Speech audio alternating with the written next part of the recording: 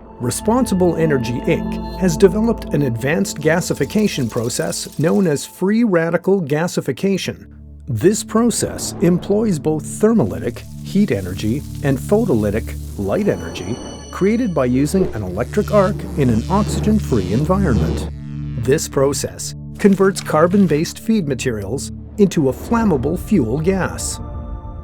Carbon-based materials such as biomass, biosolids, or municipal solid waste, shown here as a complex molecule, is introduced into the reactor along with H2O. Within this reactor, the thermolytic and photolytic energy created from an electric arc is used to break apart the bonds of the complex molecule into simpler forms.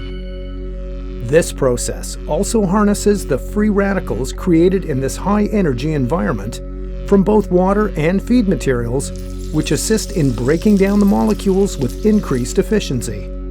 The end result is a valuable medium BTU gas containing H2, CO, and hydrocarbons, which can be used as a fuel or chemical feedstock.